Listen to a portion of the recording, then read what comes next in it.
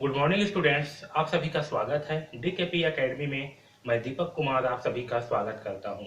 आज के इस वीडियो में हम 3 असंरेख बिंदुओं से बनने वाले वृत्त के बारे में चर्चा करेंगे। ओके, तो देखिए सबसे पहले देखते हैं कि हम क्या पढ़ेंगे आज। 3 असंरेख बिंदु से होकर जाने वाला वृत्त। ओके, तो सबसे पहले समझते हैं कि अगर एक बिंदु है, क्या है, एक बिंदु है, तो एक बिंदु से होकर के कितने सारे वृत्त जा सकते हैं। तो देखिए एक बिंदु है, जहां से हम क्या कर सकते हैं, इस प्रकार से वृत्त बना सकते हैं।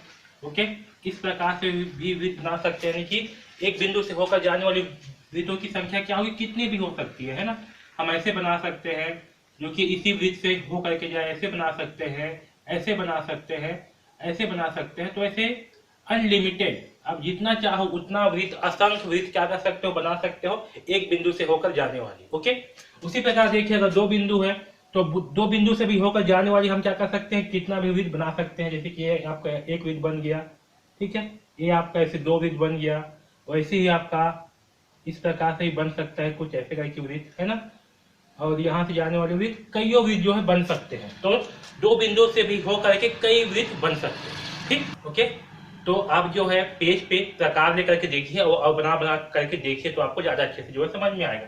तो एक बिंदु से होकर के असंख्य वृत्त जो है बनाए जा सकते हैं, वैसे 2 बिंदु से भी होकर के बहुत सारे वृत्त बनाए जा सकते हैं। अब समझते हैं कि 3 बिंदु से होकर के। ओके, तो याद रखना जैसे कि अगर 3 बिंदुएं हैं, 3 असंरेख बिंदु हैं, ठीक है, होकर जाने वाला 3 असंरेख बिंदु, जैसे कि यहाँ पास है, यहाँ पास है या यहाँ पास है, तो इससे जो है 3 असंरेख बिंदु से होकर जाने वाला हम वृत्त क्या कर सकते हैं, केवल एक वृत्त ही बना सकते हैं। ठीक है, तो याद रखना कि 3 असंरेख बिंदु से होकर जाने वाला वृत्त हम कितना बना सकते हैं, केवल केवल और केवल एक वृत्त ही बना सकते हैं। ठीक है, तो ये सबसे महत्वपूर्ण इंपॉर्टेंट बिंदु था कि अगर 3 बिंदुएं हैं तो 3 बिंदु से हो करके या 3 बिंदु से गुजर करके जाने वाला वृत्त केवल एक और एक ही बनाया जा सकता है। ओके,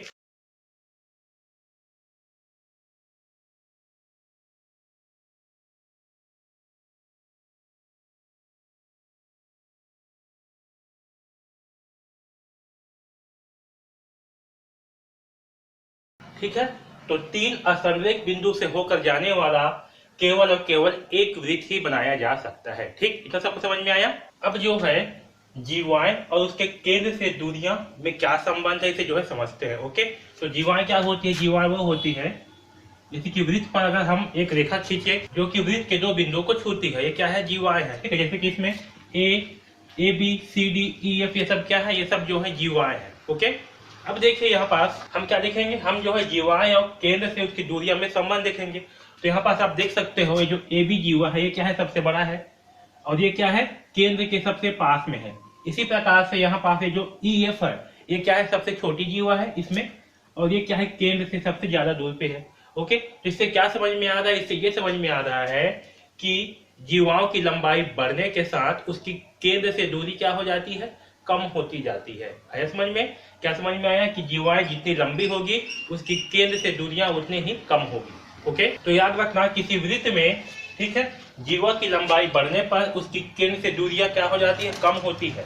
वृत्त की सबसे बड़ी जीवा क्या होती है, तो वृत्त की सबसे बड़ी जीवा होती है व्यास, जो कि केंद्र से होकर के गुजरती है। ओके, तो व्यास वृत्त की सबसे बड़ी जीवा है, उसकी केंद्र से दूरी क्या होती है, 0 होती है। ठीक है, तो उसकी केंद्र से दूरी क्या होती है, 0 होती है, यानी कि जिसकी दूरियां केंद्र से सबसे कम होगी वो क्या होगी, जीवा की लंबाई हो उतने ही अधिक होगी। ठीक है, तो व्यास है, व्यास क्या होती है, केंद्र से जो दूरी है वो बिल्कुल भी 0 होती है। ठीक है, और व्यास की लंबाई भी क्या होती है, वृत्त में सबसे बड़ी होती है। ठीक है, आया समझ में। तो किसी वृत्त में जीवा की लंबाई बढ़ने पर उसकी केंद्र से दूरियां कम होती जाती है, इसे आपको याद रखना है। और एक सबसे इंपॉर्टेंट प्रमेय, जैसे कि अगर कोई 2 वृत्त है, क्या है, 2 वृत्त है, ठीक है, तो किसी वृत्त अथवा सर्वांगसम वृत्तों की बराबर जीवाएं।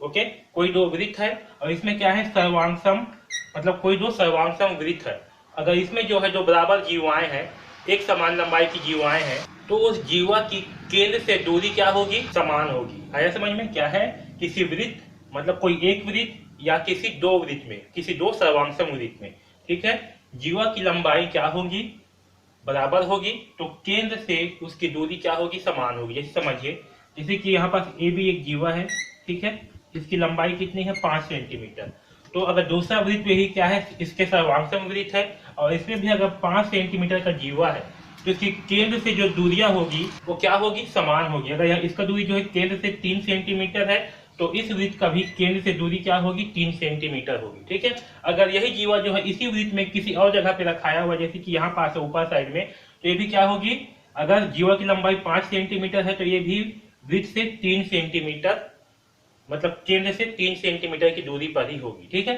अगर इस जीवा को हम इस तरफ भी ऐसे खींच देंगे, ठीक है, और इसकी लंबाई जो है 5 सेंटीमीटर होगी, तब भी क्या होगी, इस वृत्त की जो केंद्र से दूरी है वो समान ही होगी, एक समान ही होगी। ओके, तो अगर किसी वृत्त अथवा सर्वांगसम वृत्त की जीवाएं बराबर होंगी तो केंद्र से दूरियां क्या होगी, समान होगी। ठीक है, इस प्रमेय को आपको याद रखना है। ओके।